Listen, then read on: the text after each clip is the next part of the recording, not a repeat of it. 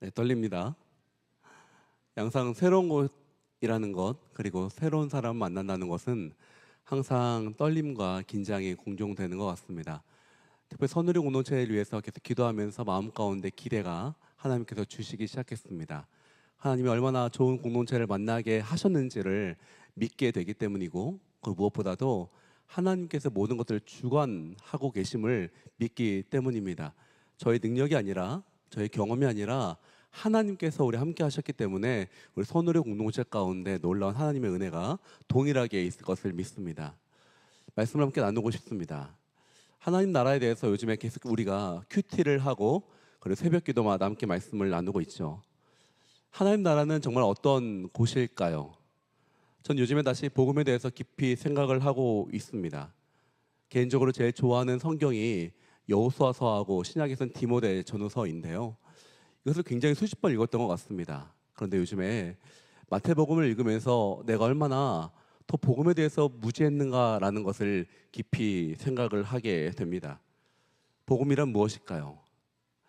성경은 참 신기한 것이 하나님에 대한 연애 편지라고 우리가 많이 알고 있죠. 근데 성경에서 1장부터 3장까지는 하나님과 인간 사이의 교제에 대한 성경의 이야기가 적혀 있습니다. 하지만 그 이후로 창세기 4장부터 요한계시록에 이르기까지는 하나님의 일방적인 사랑 이야기가 적혀져 있습니다. 자신을 떠난 사람들에 대한 하나님의 끊임없는 사랑 이야기, 하나님은 끊임없이 인내하시고 사랑하시고 때로는 분노도 하시고 우리도 응원을 해주시고, 이 모든 것들의 이야기가 성경에 담겨져 있는 것입니다. 이 온 세상은 겉으로 보기에는 역사가 흐를수록 인간의 지혜를 통해서 발전되는 것처럼 보입니다. 기술의 발전과 상업의 발전과 교통의 발달은 인간 사회가 더 좋아온 것처럼 느껴집니다. 그런데 실제로 그럴까요? 인간이 하나님을 배신한 이후로 하나님의 영으로부터 분리된 인간은 점점 더욱더 서로 사랑하지 못하고 분열하고 정죄하고 슬픔이 있게 되었습니다. 계층을 나누고 그 계층 안에서 억압하고 무시하고 때로는 폭력이 있고 파괴하고 죄로 가득 찬 세상이 되어가고 있습니다. 우리는 이것을 전쟁이라는 것을 통해서 많이 경험하게 되지요. 근데 그럴수록 인간의 죄악으로 가득 찰수록 사람들 마음 가운데서는 그 무언가 평안하고 싶은 유토피아를 찾게 됩니다. 이것을 보이는 성공과 보이는 안락함과 보이는 뭔가 나에게 주어지는 그런 사회적인 안정을 찾고자 합니다. 그 사람들은 이 보이는 나라, 보이는 정책, 보이는 유토피아를 꿈꾸게 되죠. 하지만 그런 곳은 없습니다. 왜냐하면 천국이라는 것은 보이는 곳이 아니기 때문입니다. 예수님께서는 마태복음을 통해서 하나님 나라에 대해서 계속해서 선포하고 계시고 설명하고 계십니다. 하나님 나라는 어떤 곳인지, 하나님 나라는 어떤 사람들이 사는지, 하나님 나라에 사는 사람들의 모습은 어떠한지에 말씀하고 있죠. 그리고 그 나라에 사는 사람이 되기 위해서 우리가 해야 될 것을 말씀하십니다. 바로 길이요 진리요 생명이신 예수님을 믿는 것이고, 그 좁은 길을 걸어가기로 결정하는 것이죠. 좁은 문이신 예수님을 통과할 때에 우리에게는 좁은 길이지만 그것이 생명의 길이며 그 길을 걸어가는 것이 하나님 나라라고 하나님께서는 말씀하고 있기 때문입니다. 그러기에 이 하나님 나라라는 것은, 이 천국이라는 것은 단지 죽어서만 가는 것이 아니라 예수를 믿음으로써 이미 우리에게 오신 것입니다. 이것을 하나님께서 분명히 천국이 이미 왔다라고 우리에게 말씀하고 있는 것입니다. 우리 로마서 14장 17절부터 19절까지 말씀 함께 읽도록 하겠습니다. 시작. 하나님의 나라는 먹고 마시는 것이 아니라 성령 안에서 의와 평강과 기쁨입니다. 그리스도를 이렇게 섬기는 사람은 하나님을 기쁘시게 하고 사람에게도 인정을 받습니다. 그러므로 화평을 이루고 서로 세워주는 일에 힘씁시다. 아멘. 하나님의 나라는 먹고 마시는 것, 즉 보이는 것이 아니다 라고 명확하게 말씀하고 있죠. 너희들한테 육체적 만족을 주는 것이 천국이 아니다 라고 말하는 것입니다. 많은 돈을 벌고 유명해지고 우리가 생각하는 복을 얻어서 명예를 얻는 것, 내 가정이 잘 먹고 잘 마시고 하는 것, 그것은 하나님 나라가 아닙니다. 하나님 나라는 정말 어떠한 곳입니까? 성령 안에서 의가 있다. 성령 안에서 의가 있는 곳이 하나님 나라인 것입니다. 성령 안에서 평강이 있는 것이 하나님 나라입니다. 성령 안에서 기쁨이 있는 것이 하나님의 나라인 것입니다. 그렇기 때문에 여러분, 내 안에 성령으로부터 오는 평안이 있다면 하나님 나라가 임한 것입니다. 내 안에 성령으로부터 기쁨이 있다면 내 안에 하나님의 나라가 임한 것입니다. 내 안에 성령으로부터 의가 있다면 내 안에 하나님 나라가 임한 것입니다. 그래서 하나님께서 우리에게 말씀하시는 것입니다. 하나님 나라가 이미 임했다라고 말입니다. 그럼 여기서 말하는 하나님 나라의 의와 평강과 기쁨 무엇일지 함께 말씀을 나눴으면 좋겠습니다. 의는 무엇입니까? 공의입니다. 공평이라고 이야기도 하는데요. 이것을 하나님 나라의 공평을 잘 나타낸 말씀이 고린도전서에 있는 말씀이죠. 교회의 모임 가운데 그 당시에는 이 예배가 식당까지, 식사의 교제까지 나아갔던 것이 예배 하나의 구성이었습니다. 함께 식사의 구성을 하고 있는데 많은 사람들이 함께 예배를 마치고 식사의 교제를 하고 있습니다. 그런데 먼저 온 사람과 나중 온 사람들이 있을 것입니다. 먼저 온 사람들이 함께 준비했던 모든 음식을 미리 많이 먹기 시작한 것입니다. 그들은 이렇게 이야기합니다. 내가 음식을 준비를 많이 했으니, 내가 많이 갖고 왔으니 내가 많이 먹어도 된다라고 합니다. 근데 나중 온 사람들이 오디오 보니 음식이 많이 사라진 것입니다. 자신들이 먹을 것이 없는 것입니다. 근데 보니까요, 처음 온 사람들은 누구입니까? 이 사람들은 이미 지주층이었습니다. 돈이 많은 사람들이었습니다. 사회적인 직위가 있는 사람들이었습니다. 그러니 그들은 시간이 많기 때문에 미리 왔고 많은 음식을 가지고 준비를 할 수 있었습니다. 근데 늦게 온 사람들은 어떤 사람들입니까? 종들이었습니다. 노예들이었습니다. 그들은 시간이 없었습니다. 겨우 일을 마치고 힘들게 교회를 찾아온 사람들이었습니다. 그런데 세상의 논리로는 많이 가진 사람들이 많이 가져가는 것이 옳죠. 많이 준비했으니 많이 가져가고 조금 준비했으니 조금 가져가는 것, 성과주의 세상의 논리입니다. 하지만 교회는 그런 것이 아니다. 더 정확히 말하면 하나님 나라는 그런 것이 아닌 것입니다. 많이 받았으니 더 많이 섬기는 것입니다. 더 높은 자리에 있으니 더 낮게 섬기는 것입니다. 더 많이 주님께서 사랑해 주셨으니 더 많이 섬기는 것입니다. 여러분, 문제를 내겠습니다. 부부간에 다툼이 있습니다. 누가 더 먼저 미안하다고 해야 될까요? 남편이요? 아니요. 아내요? 아닙니다. 더 많이 사랑하는 사람이 더 먼저 미안하다고 하는 것입니다. 억울하죠. 내가 더 많이 사랑한다는 건 더 많이 섬기는 건데 내가 거기서 더 미안하다고 하는 것조차도 얼마나 아쉽겠습니까? 그런데 그렇게 할 때 우리 가정에 무엇이 임하는 것입니까? 하나님 나라가 임하는 것입니다. 더 사랑하기 때문에 더 낮아지는 것입니다. 그럴 때에 하나님 나라가 임하는 가정이 되는 것입니다. 그것이 바로 의의 모임, 하나님의 성령의 의가 임하는 것입니다.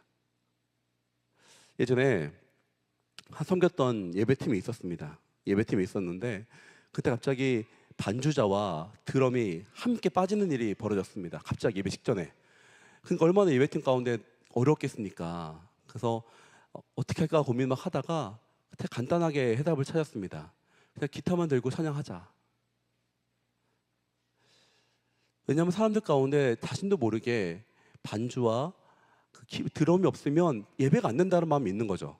우리도 모르게 마음 가운데 불평이 일어나게 되고 서운함이 있게 되는 것입니다. 그거 중요하지 않다. 없으면 어떠냐? 누가 있는 게 중요합니까? 성령님이 함께 있으면 중요한 것이죠. 그래서 그때 드렸던 예배가 너무나 뜨겁고 하나님이 임재하신 예배가 되었습니다. 여러분, 싸움을 멈춰야 됩니다. 겉으로 보이는 것이 하나님의 나라가 아니라 우리 안에 무엇이 있는 것입니까? 의와 평강과 기쁨이 있는 것이 하나님의 나라에 있는 것입니다. 그럴 때 하나님 나라가 임하는 곳은 주는 사람입니다. 더 복된 사람입니다. 여러분 가운데 이제 순예배가 들어갈 것입니다. 순예배를 준비하게 되면 음식 문제로 싸우게 될 것입니다. 혹시 음식 문제 때문에 어려움이 당하게 된다면 음식을 준비하지 않아야 됩니까? 아니죠. 우리도 모르게 뭔가 어렵게 되면 그것을 치워버리려고 합니다. 없애려고 합니다. 왜냐하면 그것이 나를 힘들게 하니까. 근데 여러분, 그러면 또 복을 얻을 수 있는 통로를 잇는 거예요. 이렇게 말씀드리겠습니다. 더 많이 사랑하는 사람이 더 많이 섬기십시오. 아멘. 나만 섬긴다고 억울하지 마십시오. 더 많이 섬기는 사람이 더 많이 받는 것입니다. 그래서 사랑이 넘칠 때에 순예배가 하나님의 나라가 임하는 곳이 되는 거예요. 돌아가서 섬기는 거 중요하죠. 공평 중요합니다. 하지만 세상의 공평으로 하나님의 공평을 평가하지 마십시오. 하나님의 나라는 더 사랑하는 사람이 더 많이 섬기는 것입니다. 그럴 때 여러분 가운데 하나님의 공의가 언제나 임할 것을 믿습니다. 두 번째, 그럼 진정한 평강은 무엇인가? 평강이라는 것은 위로부터 오는 능력을 말합니다. 평화를 말합니다. 안식을 말합니다. 우리는요, 어려움이 생기면 조급하게 됩니다. 불안하게 됩니다.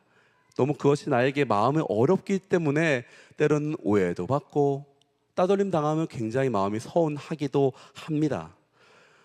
때로는 힘들게 일하고 왔는데 가정에서조차도 인정받지 못하고 가정에서조차도 내가 평안을 얻지 못한다면 참으로 마음이 힘들 때가 있을 것입니다. 그런데 그때 우리 순예배 가운데 하나님 나라가 있다면 어떻게 될까요? 그곳에 갔더니 있는 것만으로 하나님의 평강이 우리에게 임하기 시작합니다. 여러분, 처음 예배당에 왔을 때 기억하십니까? 어느 날 내가 너무 힘들어서 위로를 받고 싶어서 나기도 모르게 예배당에 와서 자리에 탁 앉았는데 그냥 그 하나의 찬양이, 하나의 기도와 하나의 그 설교가 나도 모르게 내 마음을 적시면서 내 마음 가운데 깊은 울림과 깊은 안정을 주었던 것, 그때를 기억하십니까? 그것이 그냥 음악 때문이었을까요? 아니요. 하늘로부터 오는 평강이 임한 것입니다. 그것을 무엇이라고 합니까? 하나님 나라가 내 안에 임했다라고 말하는 것입니다. 나의 마음 가운데 정결함이 임하게 되는 것입니다. 내 마음 가운데 정서적인 안정이 오는 것입니다. 근데 이것이 나로부터 나오는 것이 아니라 어디서부터 오는 것입니까? 하늘로부터 오는, 하나님으로부터 오는 능력과 평강인 것입니다. 이것이 능력인 것입니다. 그러기 위해서 우리는 무엇을 해야 되는 것입니까? 이 평강을 구해야 되는 것입니다. 하나님 나라를 구해야 되는 것입니다. 노력해야 되는 것입니다. 하나님, 우리 순예배 가운데 성령님 임하여 주십시오. 성령님, 내가 예배 드릴 때에 우리 예배 가운데 하나님의 나라가 임하게 해 주십시오. 그러면 내가 부족할지라도 괜찮습니다. 음식이 조금 준비될지라도 괜찮아요. 누가 함께 계심으로써? 성령님이 함께 하심으로 그 예배는 거룩한 성령님이 임하시는 하나님 나라가 될 것입니다. 여러분 순예배 가운데 동일하게 하나님 나라가 있을 것을 믿습니다. 그러기 위해서 기도하십시오. 그러기 위해서 구하십시오. 우리의 힘으로 하는 것이 아니라 하나님의 성령이 우리 순예배 가운데 있을 것입니다. 마지막으로 기쁨입니다. 이 기쁨이라는 것은 일시적인 기쁨을 말하는 기쁨이 아닙니다. 지속적인 기쁨, 내면에 나도 모르게 오는 기쁨, 하나님과 연결된 것으로부터 오는 기쁨을 말하는 것입니다. 그렇기 때문에 이것은 내 노력으로 만들어지는 것이 아니에요. 재밌는 프로그램과 재밌는 어떤 이야기로 아무리 순장님들이 재밌는 말을 해서 오는 그런 기쁨이 아니라 여기서 말하는 기쁨, 하나님으로부터 오는 기쁨은 하나님으로부터 오는 능력의 기쁨을 의미합니다. 억지로 내 긍정적인 마인드를 말하는 게 아니에요. 그럴 수 있지라고 내 안에 함의를 도출하는 것이 아닙니다. 그냥 온전하게 나도 모르게 오는 하나님으로부터 능력의 기쁨이 임하는 것, 이것이 그냥 내 스스로의 긍정적 회로를 돌리는 능동적인 것이 아니라 하나님이 주시는 것입니다. 지난주에 우리가 전체 순장님들이 모여서 서빙고에서 순장 전체 연성 수련회를 했습니다. 비가 얼마나 많이 오든지요. 우리 다락반장님이랑 청무님이랑 같이 열심히 고기를 구웠습니다. 비가 줄줄줄 흐르는데 그 공간 안에서 고기를 굽는데 연기가 장난 아니더라고요. 눈물 콧물 다 흘리면서 최루탄이 터진 것처럼. 그래서 아직도 머리에서 냄새가 나요. 며칠 지났는데. 그런데 너무 신기한 게 뭐냐면 장로님하고 저희 목회자들 마음 가운데 기쁨이 임하더라고요. 되게 신기한 것인데 억지로 긍정적인 사고가 아니라 하나님이 그 모임 가운데 함께 하시기 때문에 우리 마음 가운데 기쁨으로 섬기기 시작했습니다. 빌립보서를 제가 이제 강의를 하기 시작하는데요. 빌립보서의 주제는 기쁨입니다. 이 바울이 자신의 당한 상황 가운데서의 기쁨을 이야기하고 있는데요. 바울은 공식적으로 총 5번의 감옥에 갇히게 되었습니다. 빌립보서에서 빌립보라는 곳에서 귀신 들린 자를 고친 이후에 한 번 감옥에 갇히게 되었고요. 예루살렘으로 돌아가게 되어서 예루살렘에서 갇히게 되었고, 그리고 가이사랴 빌립보로 또 이동해서 거기서 또 갇히게 되었고, 마지막으로 로마에서 갇히게 되면서 4권의 옥중 서신을 쓰게 되고, 마지막 로마에서 갇히게 되면서 사형을 당하게 되는 것입니다. 근데 재밌는 것은 이 빌립보서는 이 옥중 서신 중에 가장 마지막에 쓰여진 것입니다. 그러면 이 서신 가운데 자신이 얼마나 힘들고 어려운지를 쓰고 있는 것이 정상인데, 이 빌립보서에서는 계속해서 기뻐하라, 기뻐하라, 기뻐하라라고 계속해서 선포하고 있습니다. 근데 이 기뻐하라는 단어가 나는 계속 힘들지만 긍정적 사고로 있을 거야, 힘들지만 나는 감사를 억지로 외칠 거야 라는 그런 의미의 그게 아니라 진정으로 하나님이 나와 함께 계시기에, 하나님이 나의 하나님이 되시기에 나는 기쁘다 라고 말하고 있는 것입니다. 자신의 상황이 점점 더 어려울지라도, 내 상황이 내가 원하는 대로 가지 않을지라도 누가 나와 함께 하심으로? 하나님이 나와 함께 하심으로 진정으로 내 안에 평안이 있습니다, 내 안에 기쁨이 있습니다 라고 말하는 것입니다. 자, 그렇다면 이 바울의 안에 가운데 누가 임한 것입니까? 하나님의 나라가 임한 것입니다. 이해하지 못하는 하나님의 나라가 우리 마음 가운데 임할 때 진정한 기쁨이 흘러나오게 되는 것입니다. 그래서 이 바울은 하나님의 눈으로 이 상황을 바라보기 시작합니다.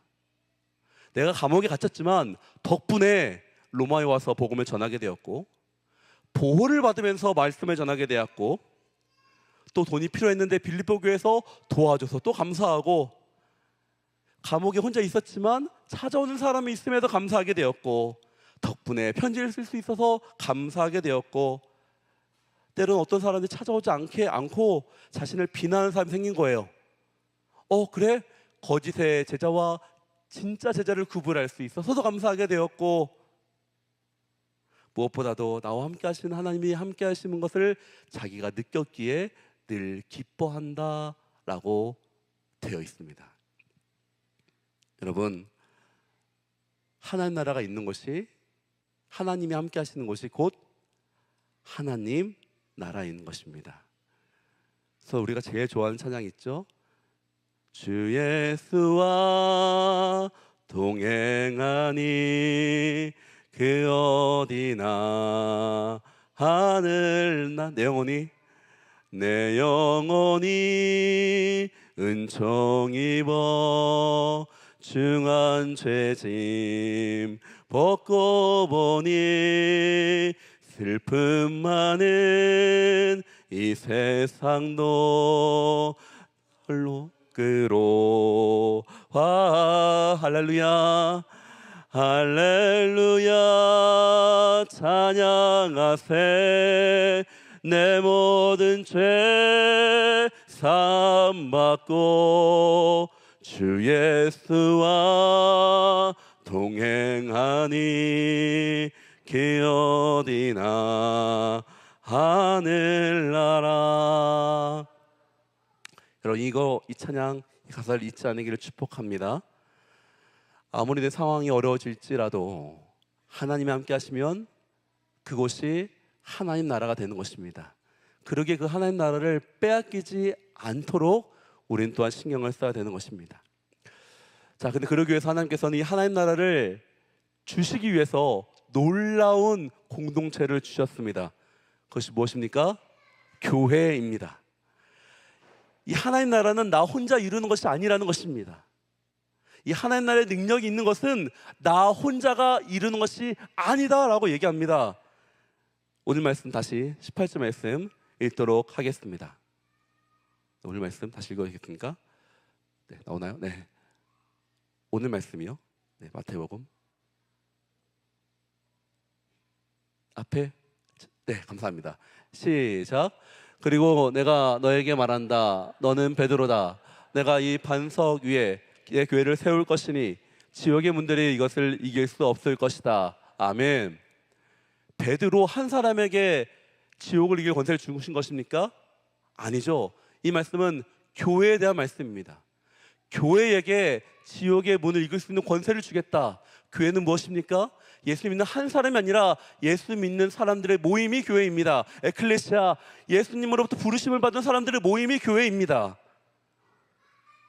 가정이 첫 번째 교회고요, 두 번째 교회는 바로 순입니다. 우리가 이번부터 모일 순 예배가 하나님의 능력이 있는 공동체임을 믿습니다. 그 하나님께서 이 공동체를 통해서, 순을 통해서 여러분의 삶을, 하나님 나라를 임하게 하실 것입니다. 그러기 때문에 이 순이 소중한 것입니다. 순의 능력이 있는 것입니다. 그것을 믿으시는 자에게는 하나님 나라가 임할 것입니다. 그러기에 권면드리고 싶습니다. 우리 선우리 공동체는 수요일날 저녁에는 가족 큐티를 한번 해보십시오.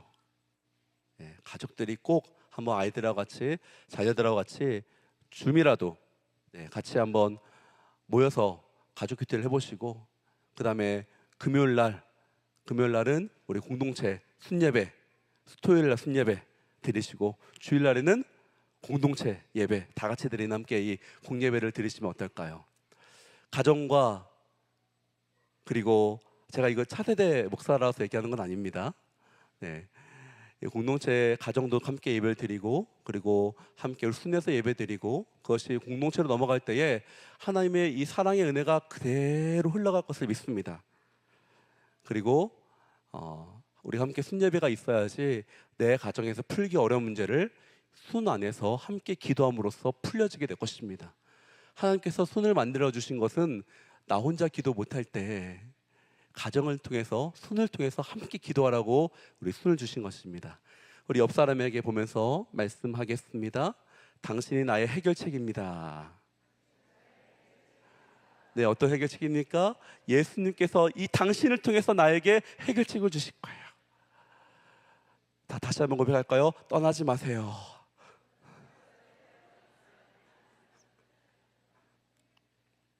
한 가지 더 해볼까요? 함께 합시다. 네, 여러분, 순예배가 임할 때 하나님 나라가 임합니다. 특별히 첫 순을 이제 시작하다 보면 전혀 모르는 사람들하고 함께 있다 보면 불편할 수 있습니다. 그런데 처음 제가 말씀드렸던 것처럼 하나님이 주관하십니다. 하나님이 주관하신다는 것은 이 모든 상황을 주께서 아신다는 거죠. 믿고 함께 해보십시오. 어쩌면 여러분들에게 가장 좋은 순장님, 순모님, 여러분에게 가장 좋은 순원들을 만나게 될 것입니다. 말씀을 정리합니다. 여러분, 하나님 나라가 우리에게 의와 평강과 기쁨으로 임했다라고 말씀드렸습니다. 그것의 시작은 가정으로부터 시작하고 또한 순예배로부터 시작됩니다. 신앙이라는 것은 혼자 걸어가는 것이 아니라 함께 걸어가는 것이기 때문입니다. 그런 순예배를 위해서 함께 기도하십시오. 그리고 그런 순을 위해서 함께 협력하십시오. 하나님 나라를 끊임없이 갈구하십시오. 하나님 나라가 여러분 가운데 임할 것입니다. 이 시간 함께 기도했으면 좋겠는데요.